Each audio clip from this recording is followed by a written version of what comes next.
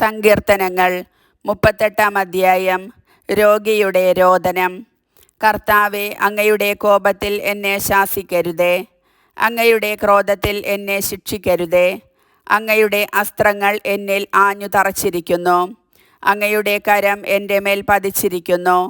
അങ്ങയുടെ രോഷം മൂലം എൻ്റെ ശരീരത്തിൽ സ്വസ്ഥതയില്ല, എൻ്റെ പാപം നിമിത്തം എൻ്റെ അസ്ഥികളിൽ ആരോഗ്യവുമില്ല. എൻ്റെ അകൃത്യങ്ങൾ എൻ്റെ തലയ്ക്ക് മുകളിൽ ഉയർന്നിരിക്കുന്നു, അത് എനിക്ക് താങ്ങാനാവാത്ത ചുമടായിരിക്കുന്നു. എൻ്റെ ഭോഷത്വം മൂലം എൻ്റെ വ്രണങ്ങൾ അഴുകി നാറുന്നു. ഞാൻ കുനിഞ്ഞ് നിലം പറ്റി, ദിവസം മുഴുവൻ ഞാൻ വിലപിച്ച് കഴിയുന്നു. എൻ്റെ അരക്കെട്ട് ജ്വരം കൊണ്ട് പൊള്ളുന്നു, എൻ്റെ ശരീരത്തിന് തീരെ സൗഖ്യമില്ല. ഞാൻ തീർത്തും ക്ഷീണിച്ചു തകർന്നിരിക്കുന്നു, ഹൃദയക്ഷോഭം നിമിത്തം ഞാൻ നെടുവീർപ്പെടുന്നു. കർത്താവേ, എൻ്റെ ആഗ്രഹങ്ങൾ അങ്ങേക്കറിയാമല്ലോ, എൻ്റെ തേങ്ങൽ അങ്ങേക്ക് അജ്ഞാതമല്ല.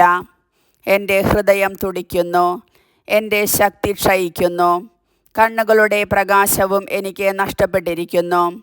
എൻ്റെ സുഹൃത്തുക്കളും കൂട്ടുകാരും മഹാമാരി നിമിത്തം എന്നിൽ നിന്ന് അകന്നു നിൽക്കുന്നു, ഉറ്റവർ അകന്നു മാറുന്നു.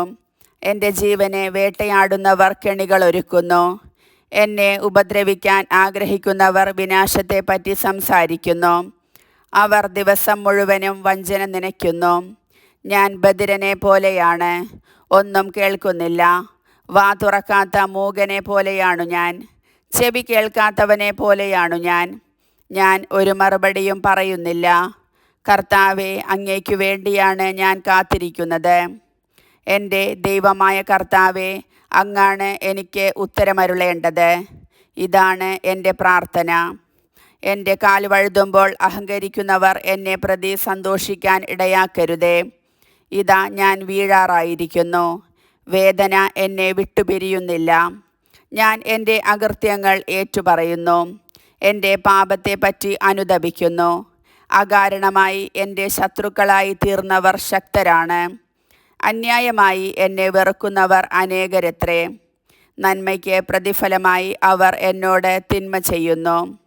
ഞാൻ നന്മ ചെയ്യുന്നത് കൊണ്ടാണ് അവർ എൻ്റെ വിരോധികളായത്. കർത്താവേ, എന്നെ കൈവിടരുതേ, എൻ്റെ ദൈവമേ, എന്നിൽ നിന്ന് അകന്നിരിക്കരുതേ. എൻ്റെ രക്ഷകനായ കർത്താവേ, എന്നെ സഹായിക്കാൻ വേഗം വരണമേ.